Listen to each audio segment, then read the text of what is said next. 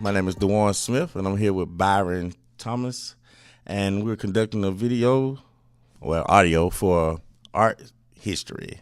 How you doing, Byron? Doing well, doing well. Okay. The first question I want to ask you is, what do you see as the role of visual arts in society today, particularly in your profession? Well, I consider the visual arts very, very important. As a full time musician, the arts is what I grew up in, and some of the things that I experienced in life were life changing. You know, from playing in Carnegie Hall in 1998, playing in D.C., earning a full ride to Stillman College. It's really helped me, grow in ways that I thought, I'd never have a chance to grow in. Okay. New communication and media technology make imagery almost instantly available. Do you believe that this is having a positive or negative influence on your field of industry? It has both positive and negative. Everything in life has both positive and negative aspects. As for the positive in technology, with what I do, as far as me being a keyboard player, technology can be very useful, but at the same time, people use technology as scapegoats. They think that, okay, well, I've got a computer, I can do this, or if, say, for instance, you're producing something and say, for instance, the vocalist is not singing correctly, they think, well, I can put auto tunes on it and be fine. But my theory is this: if you can sing, you can sing, and so I think technology, can be a blessing as well as a curse. Okay. What popular image do you see that are frequently repeated throughout your industry? That's a very good question. Ask the question again. Okay. What popular image do you see that are frequently repeated throughout your industry? Frequently repeated. I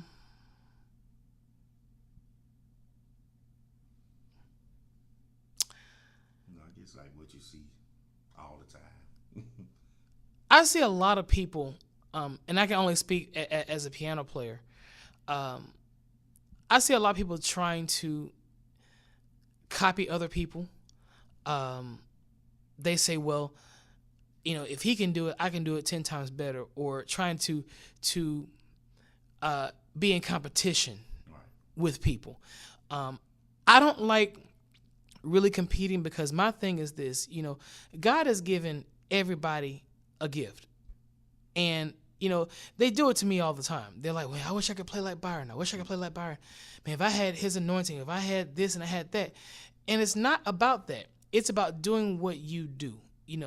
I don't copy off of anybody. I don't like, I might listen to people that say, well, you sound like this person, you sound like this person, but my thing is that, if you be true to what you do, and don't try to copy anybody else. I know some of the great jazz legends, what they used to do is what's called transcription.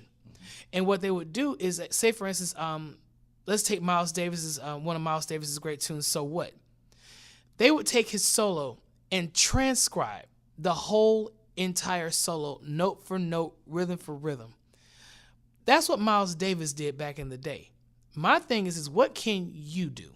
Right. So that's how I would see that. Okay. Mm-hmm.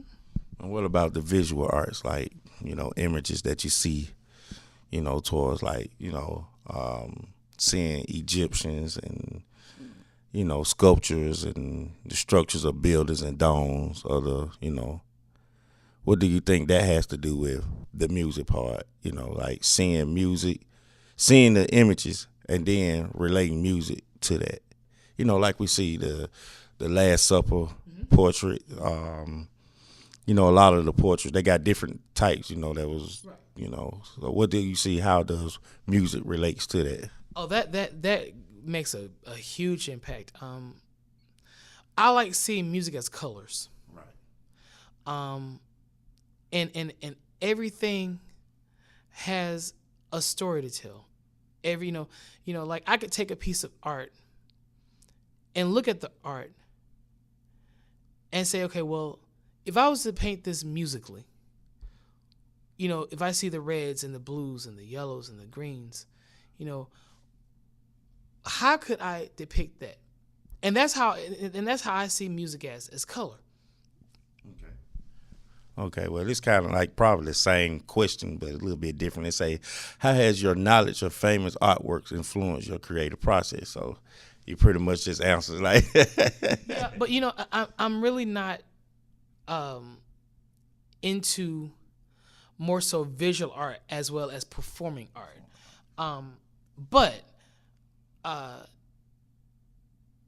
at the same time, like I said, even we as me being a performing artist, I also have to paint. Because the touch of me playing is like a brush. If you brush a canvas too hard, it's like playing the piano hard. If you lightly stroke it or lightly brush the canvas, it's the same way with playing the piano. It's almost like life. An artist can take a painting and breathe into the painting. You have to breathe into the music in order for it to give it life. Great. Well, Byron, I appreciate you. That's all the questions I had, and hey, that's it. I appreciate everything, and you have a good one.